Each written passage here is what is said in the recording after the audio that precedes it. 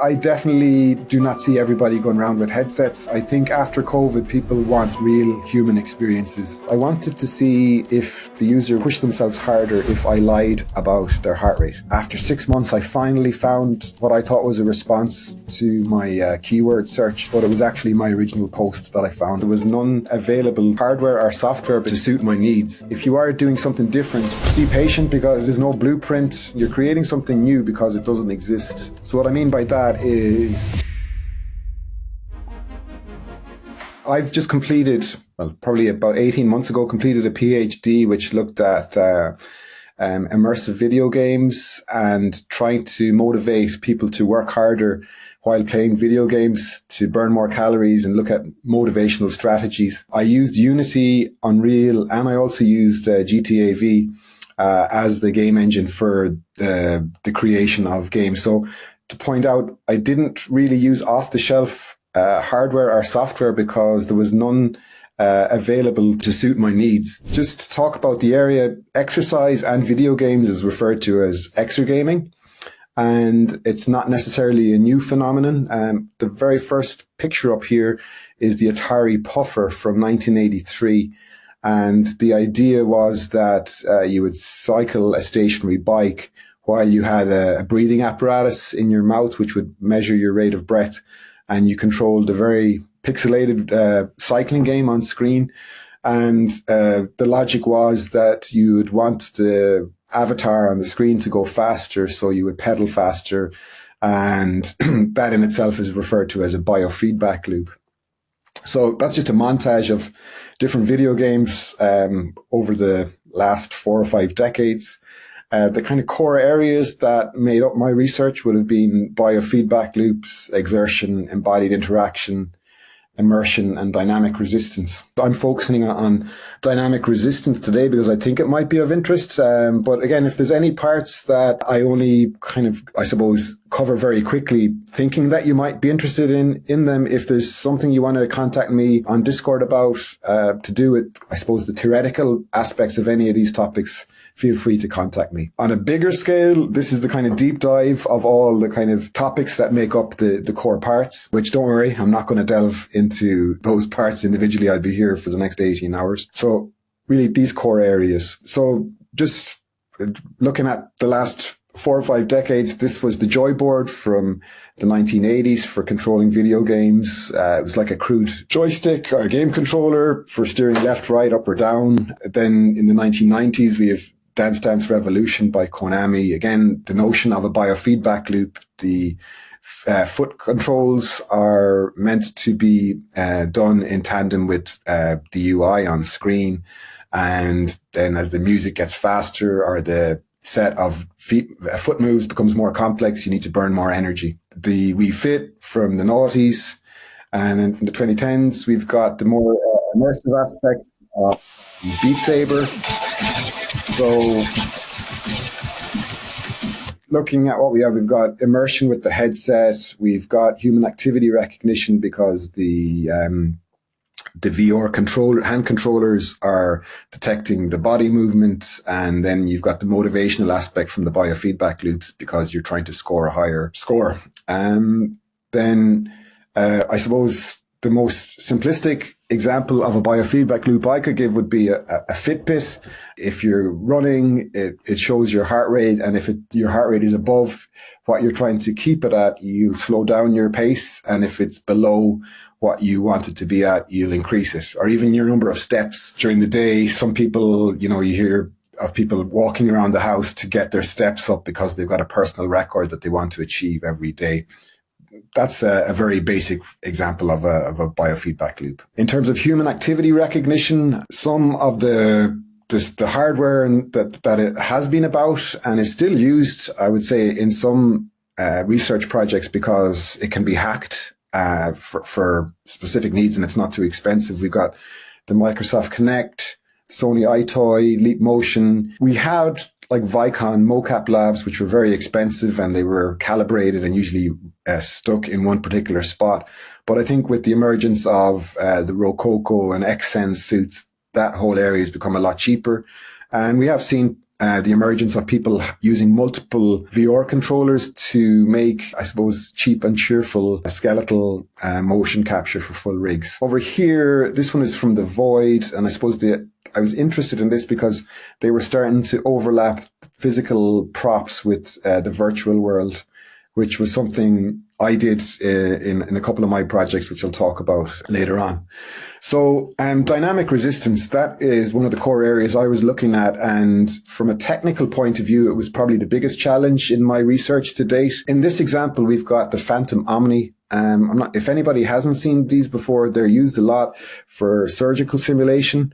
So here you've got a trainee nurse that is using it for or it could be a trainee doctor for bone drilling, but a lot of the time it's used for hypodermic needle simulations. So they're very sensitive and can replicate the feedback of, for example, if you had a blunt pencil and you were touching off an inflated balloon, for example. It'll give that kind of slight force feedback. So it's very good for what it does, but I was looking at force feedback for, say, for example, an arm wrestle or for weights or something that would involve full limb force feedback or full body force feedback. So for me, something like these Phantom Omnis wasn't really suitable. And I suppose dynamic resistance, if I go to the next slide, I would say personally the last 10 or 15 years has kind of been a very interesting era for inventions in this area by researchers, because, there is some very expensive robotic force feedback hardware, but for somebody that's looking to do it on a cheaper budget, I'm just going to show some examples of systems that I've seen in research papers. So I'm just going to turn off the audio. This one is called Thor's Hammer, and it uses air. I think they're drone engines. So the air, I'll just pause it for a minute. The air gives feedback based on various virtual simulations, such as moving, I think that this one is moving a stick through water. And depending on the friction of the virtual interaction, it increases the fan speed. So that's Thor's Hammer. This one is called Haptic Links, and it's using 2 Vive controllers, and it had various kind of hinges that could be, I'm not sure of the correct engineering term, but solidified or loosened in real time. So in one of the examples, it's changing from riding a motorbike to driving a car. So here for the car version, the links becomes solid as one unit, but they can become unloosened in real time for, if you change the vehicle that you're driving during the virtual experience. So if you change to a motorbike, the links would kind of break. This one is called Possessed Hand. I'll be talking about this later on. This is using electromuscular stimulation. So there's slight low voltages going in to the user's forearm. And up here, you've got a very basic GUI. When clicked on, the user isn't moving their limbs, their hand, the fingers themselves. The fingers are being moved involuntarily. So if I press play, when the UI changes, a different finger movement can be, I suppose, coerced from the participant. So that's not voluntary, that's happening involuntarily. This one is called Real Walk. And what's happening here is there's magnetic fluid called MR fluid in these cylinders. And when voltage is applied to the MR fluid, it changes its viscosity. So the thickness of the liquid changes rapidly. So what they were doing was creating different terrains to walk on, and they could mimic gravel or snow or ice or sand based on the viscosity of that liquid. This one is called Haptic Revolver. So there's various Velcro patches that can go onto this wheel. And depending on your virtual interaction, the wheel will spin to give the user the sense and feel of the surface or the fabric that they're interacting with. So the example they use is a poker table. So the roughness of a plastic chip, the felt for the table, and the glossiness for a card, those parts all rotate around to give you I suppose it enhances the virtual experience. This one is called Air Real by Disney, and it's Disney Imagineering, and it's using air here. Just to point out that they're using, I think it's dry ice or some kind of fog or smoke so that you will see just for demonstration purposes. And here they're, I suppose, enhancing virtual interactions using targeted air. So I think the example they have is like a butterfly that's projected on the hand. And again, those donut shapes are overlaid in post-production just so that the viewer gets an idea of what's going on. Okay, that one was Possessed Hand. I had a video created, but I forgot that it was already in the previous video montage. So to talk about that, I applied a electromuscular stimulation in a video game called Carrot and Stick. And the logic of the game is that the avatar has to cover as much virtual space as possible. There's an energy bar here on the left-hand side, and that energy bar is raised by doing a series of dumbbell curls. Bicep curls with the weight. And depending on the height of that, the character will either be static, walk, or run. But there's another aspect to it that if the character doesn't perform bicep curls at a fast enough rate, that a TENS machine, electromuscular stimulation, is applied to the triceps muscle, which forces down the forearm involuntarily. And in doing so, it hinders the gameplay. If the user that is doing bicep curls at what is deemed to be a sufficient rate, the TENS activation, or the EMS, activates the bicep muscle, which forces involuntarily the forearm upwards, which helps with and assists with the gameplay. Here's just a video of so the bicep curl is raising the energy bar. If you stop doing bicep curls, the energy bar falls. And when it gets above, I think, this threshold where the arrow is, the character will start running. So from the hardware setup, there's a flex sensor here, and there's electromuscular stimulation pads. Also here, I was using the Unity game engine for this. I've got an Arduino, which I'll talk about, I think it's in the next slide, the Arduino, and I've got a TENS machine here. So basically what is happening is the flex sensor is always on, picking up the amount of physical output from the bicep curls and digitizing that into a number. And that has been passed into the game engine. And the relay switch on the Arduino is what will turn on or off the TENS device, which causes the electrodes to either flex the biceps or the tricep muscle. So the Arduino, again, I need to approach this as if nobody knows what the Arduino is. I imagine many people watching will have used an Arduino. It is a microprocessor, the same as the Raspberry Pi. What's great about the Arduino from prototyping point of view is it's very easy to use it in connection with Unity. You can use the Ardity plugin, or you can use it with the Unreal Engine. There's the UE4Arduino plugin. So here's a couple of examples of using it with Unreal. So here, just the proximity sensor is linking in with the height of, I'll just show that again. The proximity sensor, the hand closeness to this sensor is connected with the height of the avatar in Unreal. And this other one, I've got flex sensors on both of my forearms, which are raising the blue and red on the UI here. For that project, Carrot and Stick, and if anybody's wondering, I bought it from a company called Backyard Brains. They have a spiker box package. So a spiker shield is like a plugin for the Arduino. It clips in on top of an Arduino, and they give you the package I got came with the TENS machine. But again, I know that's kind of niche information, but if anybody wants to DM me on Discord, I can give you the link. What I found about using EMS, electromuscular stimulation, I think it's very good for for finger movement. And I think that's what Takami and Rekimoto, who worked on the Possessed Hand project, had in mind was using it so people could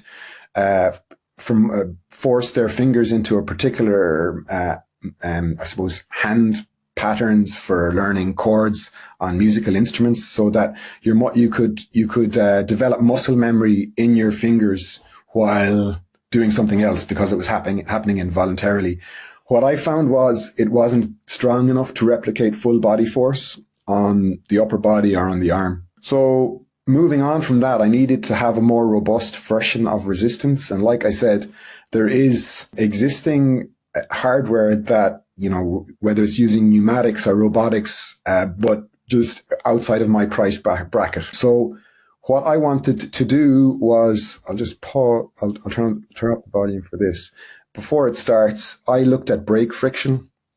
So I mentioned earlier with the void of overlapping physical objects seamlessly with virtual ones, and that's what I did here. I wanted something that was more robust, that would withstand full body force. What I was looking at was, I wanted to have something like a cube, a cube that was like, for example, like say a meter cubed, that I could control how easy it was to move it. But obviously there's nothing available like that. So necessity is the mother of invention. So what I did was I was looking at, things like golf carts, shopping trolleys, and then I looked at a wheelchair and I applied brake friction to it. So I'll play this and then I'll talk more.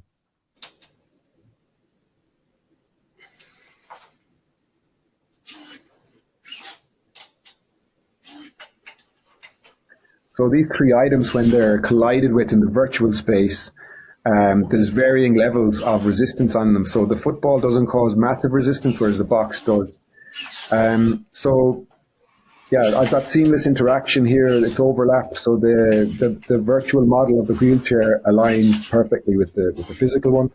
I suppose the other thing to point out is, I know now that there's untethered VR, but at the time, this is from 2018 with the HTC Vive. To get this working off a laptop without any power source, took I had to get some special batteries and wires to get that working. And then that's it being demoed at the Thai conference in Stockholm 2019 on the right hand side. So my hardware setup, here I've got my Arduino. I've got quite a powerful battery to power the high torque servos. That's not the servos. They were kind of more lightweight ones that I was using. And that's a breadboard that you can use when you've got like a lot of inputs and outputs with your Arduino. Let's see what else I was using an Alienware laptop. I wanted it to be untethered, which now is not a big deal, but at the time, I needed to have a Link battery, which was 12 volts to power it. And I'll talk about troubleshooting at the very end, my last slide. So these were high torque servos that I got. So again, there was a lot of toing and froing. The first servos that I bought didn't work. And as is the case with bespoke interfaces, it takes a lot of tweaking. The next study is called Switching It Up. I looked at using a watt bike. I was looking at comparing immersion. So I've got my watt bike. I have an Arduino, which was connected to a heart rate monitor. And I was getting all of the data from like heart rate, speed, output, wattage collected on the Wattbike computer. The main thing I was looking at in this study was, would people burn or push themselves more in VR than they would looking at a regular screen monitor with their basic stats? I know that's probably not massively of interest to people watching, but actually, yeah, they did work harder in VR, and that's been proven in a number of papers. The other thing was that the avatar speed in this case is being controlled by the user's heart rate rather than by the cadence or pedaling. The reason why I did that was I wanted to see if the user would push themselves harder if I lied about their heart rate. Now I know lying and research, it's a tricky area, but I did have ethics approval, so we weren't calling it lying, we were calling it falsification, and all of the participants were told about it afterwards. Some of them had even been aware.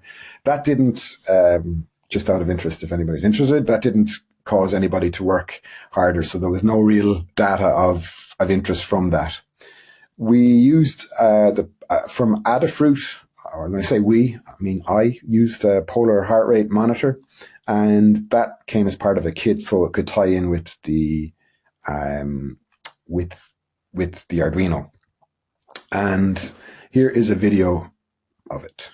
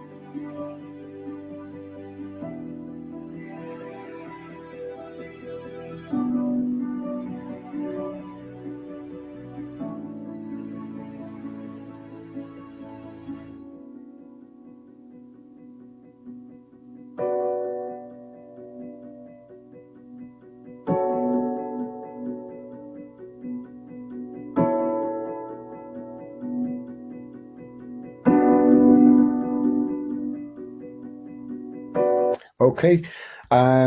Again, immersion did enhance physical output and falsification failed to yield interesting results. Those were the findings from that. Hello, you are watching a free video on our Examento series here on YouTube. We have 12 videos planned for this. We will upload them on a weekly basis, so 12 weeks. If you want to access all of them immediately and for free, then feel free to check out our Immersive Insiders platform. We have it linked above and in the description. You can also access to our community and all of that stuff, so there's a bunch of cool things going on. Feel free to check it out and enjoy the video. As can happen in certain PhDs, you can get influenced by newer findings. And I suppose I had noticed that there was quite a lot of focus on the quantity of output, enhancing the quantity, calorific expenditure, but there was no real focus, less focus on how well people were performing. So I looked at other projects. For example, there's a couple of papers down here, if anybody's interested, that looked at giving people feedback in the gym on how well they were using their body. For example, if you were doing a series of bench presses, the hardware or the smartwatch, the gyroscope might be just basing it on movement, but it's not picking up the quality of the movement. And I was interested in that. There was a couple of projects that influenced me as well. This one was on snowboarding and giving remote feedback to snowboard students from an instructor based on vibrotactile feedback. So based on their performance in real time, there was little motors that would buzz if they were bending too much in one particular area. There's another one called One Body, which was for martial art teaching. So if you were doing a kata remotely, you had to overlap with the skeletal pose of your instructor, which I found interesting. That's by Huang from 2016. So I think, it made sense that people exercise correctly to reduce injury, not just in exercise, but also, in industry as well, with digital twinning and, mixed reality in the workplace. I suppose it was relative to there too. So study 4, I took the interface from the one with the wheelchair and I applied it to a supermarket. So instead of pushing a wheelchair, you were pushing a shopping trolley or shopping cart, depending on what continent you're in, I suppose. So you got real-time feedback based on your pose. And it was, I suppose, a proof of concept. I was kind of getting into a little bit of dangerous territory because in all of these projects, I'm a one-man show. So you're an engineer, a designer, a hacker, but I'm definitely not a back surgeon. So, I did have to reach out, and what I was looking at was what's known as sagittal plane flexion. So what is the correct amount of flexion that you should have when pushing a trolley? So as a accelerometer, I used one of the Vive controllers mounted on the C7 on the back. And based on the alteration to that, the user got the red or green GUI on the screen in real time. Okay, so let's take a look.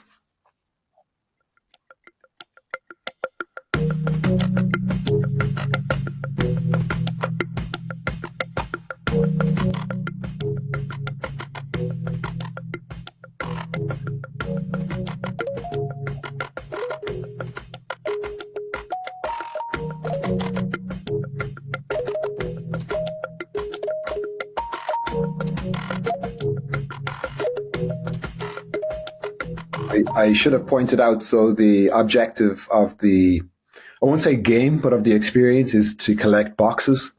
And as you collect boxes, the trolley becomes harder to push. That's the brake resistance being applied. And I was looking at, can people maintain their posture when the task becomes harder?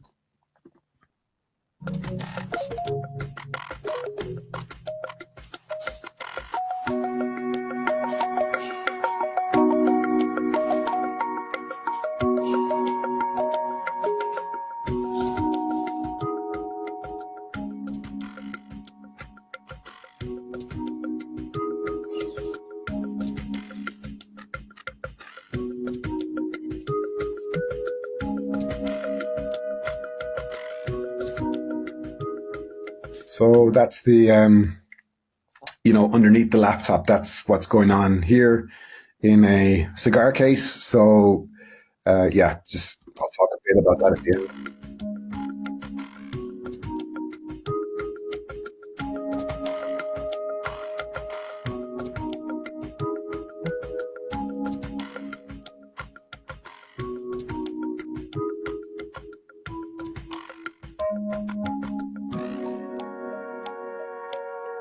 This one is, sorry, I just thought at the end there,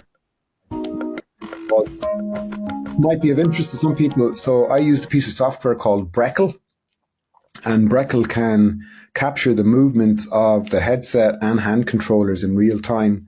And what you can do is you can export that as an Excel sheet, and it gives you a lot of information and data to number crunch, and you can look at the quality of everything. For example, if you were looking at the shake in a Parkinson's patient, you could do it for that, or you can export it as a graph or a pie chart.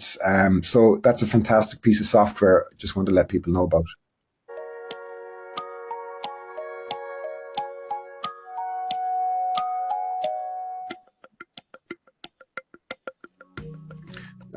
Okay, so yeah, I again, that's a screenshot from Breckle. If you Google Breckle, you go to the website, the developer has a number of products, but it's the VR recorder was the one that I used. And there's loads of options for how you want to export the data.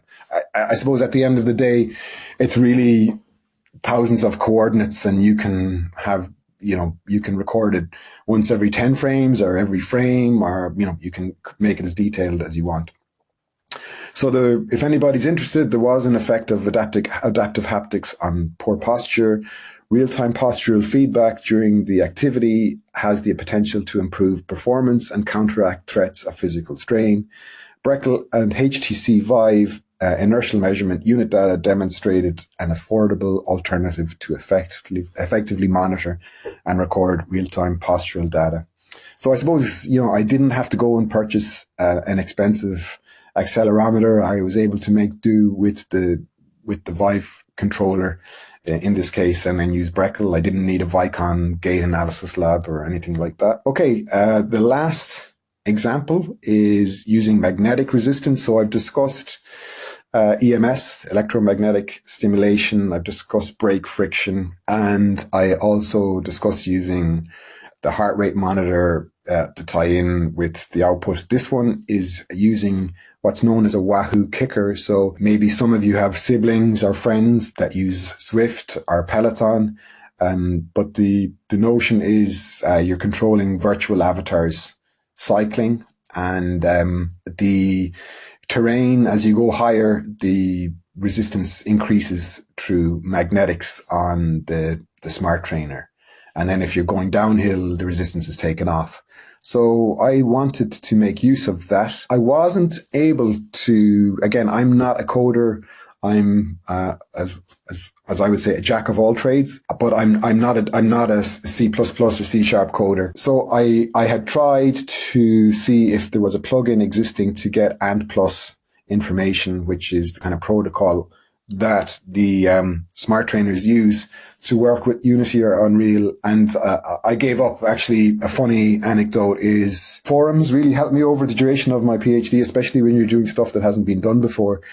And I remember after 6 months, I finally found what I thought was a response to my keyword search. I said, yes, somebody somewhere in the world is trying to do this as well, and maybe they can shed some light on it. But it was actually my original post that I found. So it was kind of like throwing a message in a bottle into the sea and finding it yourself on a deserted island again.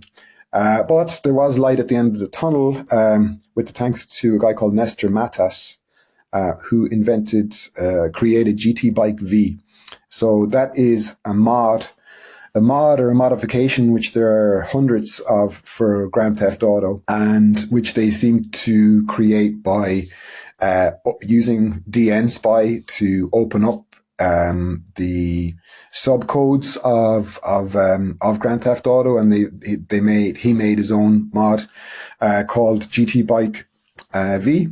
There's actually a very popular underground movement for people that like home cycling and exercise and like Grand Theft Auto, but don't really like Zwift or Peloton. So they seem to, this niche exercising gamers group, meet up online and go cycling together throughout San Andreas, I think.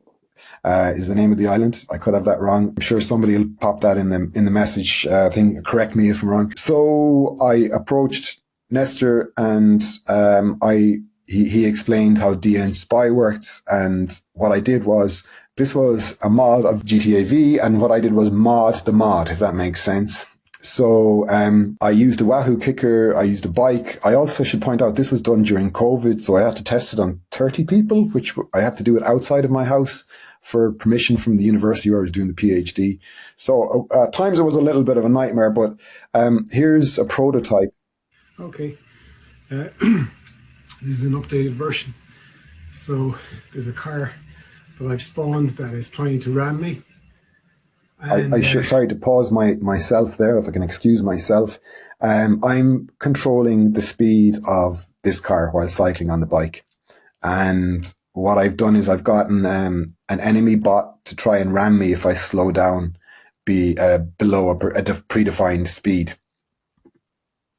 What I hope to, that's the white car that's trying to ram me there on the right. So I'd like to have the car's health on the heads-up display and show that deteriorating over time. I've also been able to trigger that car so that it will start attacking you if your wattage dips below a threshold. So you have to pedal harder to stop that car from coming after you. So now, like, I'm above my threshold, but if I dip, he should reappear and start ramming me. The only issue at the moment is my car has got infinite energy. Yeah, the other aspect that was lacking there was I wasn't, at the time, hadn't been able to change the resistance of the Wahoo kicker, the turbo trainer. But I did get that working, and this is some screenshots from the study. So here's the virtual route, doing a virtual 1.5K, which did equate to cycling a real world 1.5K. So the control, the user had to pedal from the start to finish, and there was no other enemies present. Like, they were in the distance, but there was no enemy cars that would come near you. The chase condition, the pink Land Rover was set at a predefined speed, and the objective was to overtake the car. Now, there was resistance on the track based on the slope of the terrain, but if you overtook the car, you'd get a reward with a reduction of resistance for 5 seconds. For the being chased condition, if the pink car overtook you at any stage, you would get a warning because you'd see the pink car doing a U-turn. That was to alert you that you were going to be rammed. If you were rammed, you'd be penalized with 5 seconds of increased resistance on top of whatever the resistance was for the slope of the terrain. But if you increased in that time span of, like, say, 4 seconds, if you upped your output, you could avoid getting rammed, and the car would continue to shadow you. Looking at this is me in the lower black car, and I'm chasing, and there I've overtaken it, and I'd get a reduction in resistance. Being chased, so I'm being shadowed here.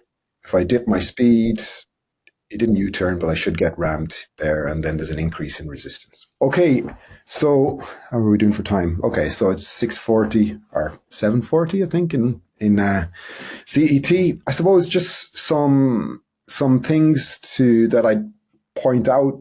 If you are using peripheral hardware, if you are doing something different, I suppose be kind to yourself, be patient, because if you're using something bespoke, there's no blueprint, there's no manual. You're doing something, you're creating something new because it doesn't exist. And if you're just one person, there's a lot of pressure on you. So the best advice is to find out what else that's been done in a similar way. Consider contacting those people. From my experience, there was more help from people that were doing things in research than from a commercial point of view, which I understand, because the likes of people that are hardware companies that are creating turbo trainers, for example, they don't want you making money without their permission or whatever. So again, the stuff that I'm showing here, it's not plug and play. And a lot of the time there's conflicts. So what I mean by that is the type of interface you're using. There's different manufacturing types of Arduinos. The game engine version you're using, there could be signal loss, the spec of your PC. You might have too much with overload. If you got like a game engine with detailed graphics, a very high polygon count, you're bringing in loads of sensor readings, and then you're also trying to control motors with your output control. With Arduino, there's what's known as a baud rate, and from what I remember, I think there's around 8 different types of baud rate. Now, that could be wrong, but I think there's 8 presets. And sometimes it's trial and error till you get the one that works best with a number of all of the above. So, for example, if you have an update done to Windows and you're using a newer version of Unreal, what you had working last week might not work next week. So I found it a little bit of a dark art. I found Arduino really, really good, like I said, for connecting different peripheral hardware with game engines, but a little bit of a dark art sometimes based on all the variables that need to be tweaked. But one thing I think the best peace of mind I got was when I was at a Chi conference, which is a Computer and Human Interaction conference in Montreal in 2019. And at the demo night, I would say every third booth that had VR was restarting their systems due to conflicts, but due to other things, things that would have worked in the lab, and then they move everything on a flight, maybe to a different machine. And, things like, say, the avatar's torso was in line with the floor of the virtual space. So the character's head is stuck in the ground rather than the feet being on the ground. Their belly button is at the ground level. And for me, it was a bit of I won't say eureka moment, but I was there. Okay, these are guys that have a lot more money and a lot more experience than me, and they're still experiencing all of these crashes. So like I said, be kind to yourself. If you're just one person and you're trying to develop something that hasn't been done before, it's not plug and play. So, it's not, if you're going to get issues, you will get issues. So just break everything down into baby steps. Don't leave getting your Arduino interaction until you've made a fully fledged game. Get Arduino working at the beginning, even if it's just turning on or off the visibility of a box in your game, and then apply gravity to the bounce or whatever is being thrown around the room, and then apply your advanced shaders and all of that. But don't leave the interaction with your peripheral hardware till the very end. A lot of the time, I found I had to restart Arduino scripts. So if I was testing something out in Unreal and I play it, and it would work, and then when I stop Unreal, a lot of the time I had to exit from the Arduino script and restart it, reboot it, which only takes a number of seconds. But again, it's something. Like, honestly, when I was doing, the likes of the one with the watt bike, when I was measuring VR, I didn't have anybody as an assistant. I really should have, but I had a to-do list before everybody started the game, and there was I think about 30 things on my checklist. Other aspects would be latency with your signals, mainly with output, like say controlling motors, controlling linear actuators. Stuff isn't immediate, and you might need to take that into account before you design something. The opposite of latency is also something I experienced with Arduino, that it pulls in so much information that what you need to do is kind of slow down the rate that it's taking in information from the sensors, because I think it can, maybe cause things to crash. And what I've done is I think it's referred to as either a cleaner or a scrubber for the Arduino feed, so that it might take in 100, signal readings per second, but it gives you an overall average, because again, there's probably a coding term for this that I don't know, but things can spike. So if I was taking a heart rate, it might be like, say, between 70 and 80, but then something could cause that to be like 900 out of nowhere. So you kind of do need to put something in to make sure you only get a reading between certain parameters and get an average of those. Go off grid would be my advice. If you're doing something that's niche, find other people working in the same area, on the forums. So forums. Reach out to existing hackers, whether it's Reddit or go to Hackaday. And you really want to try and, if you're not a coder, try and get out of your comfort zone. I'm not saying to code from scratch, but don't be afraid to open pre-existing code, or if somebody's providing their code on GitHub, don't just shy away from it completely as soon as you see GitHub because you're not a coder. Do get your hands dirty. If it's like 10 lines of code, be confident at copying and pasting that into a script that you want to use. Thank you, Joey. This was awesome. Honestly, I was surprised how many things you covered, how many projects and cool experiments. Thanks. This I would love. If this was a YouTube channel, I would watch a million videos of how you're doing these things. Yeah, I don't think my wife would let me. I've been in absentia for 8 years, so it's I'm back. Instead of while I was doing this, we had 2 small kids, and I was also lecturing full time. So I was lecturing maybe 20 hours a week while trying to do the PhD and be a dad. So yeah, I'm kind of things are a bit calmer now, but yeah. Yeah, I mean, mostly in the chat, people weren't really asking questions, but mostly reacting nicely about the things that they were seeing. Dan is asking, though, where can we follow this work, Joey?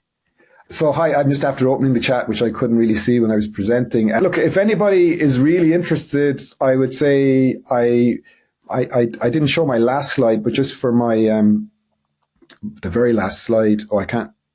It's not allowing, but I was just going to say, I'll put it in here. My website is joeycampbell.ie. And on that, I have my thesis. So you can download the PDF, and that goes into specifics about, certain stuff. It might be bits of code, but what I didn't do tonight or this evening, I didn't want to make it like a tutorial on how to integrate an actual Arduino board with Unreal or Unity, because there's loads there on YouTube to do that. And I just felt I mightn't have the time. And again, it's like, how do you see exactly what I'm working on? But it wasn't tricky to get, to get something basic working in Arduino. I used to do that with my students. I teach VR and immersive environments. So we used to get like some basic sensors working if they wanted to take it further in one of their other projects. I am an XR designing student at IIT. I feel so excited and overwhelmed with all the software and tech involved. What is the right way to begin? Well, I would try not to be overwhelmed, because I think it's not really a job that you can just learn Photoshop and specialize in one particular software. When I did my final year project, I was using Macromedia Director and Authorware, which, I'd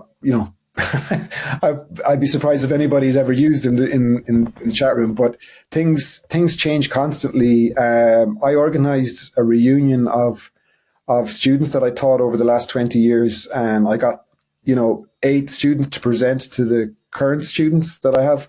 So 8 former students, 8 graduates presented. And the one thing they said, the best skill set you can have is to adapt, so your skill set, I think your experience will stay with you, but your software knowledge, you can't just stick with what you know and go with that. I think you probably can if you're a history teacher, you could use the same notes again. But that's a joke I'd make with my colleagues sometimes, that if you want an easy job, you should have, taught philosophy or something that doesn't really change massively. But I think digital media technology, that it's vast, but then I suppose it's also maybe you need to specialize in a certain area, because, for example, if you're into CGI or 3D animation, it's becoming more and more specialized in particular areas, whether it's rigging. And I know this is all changing with AI anyway, but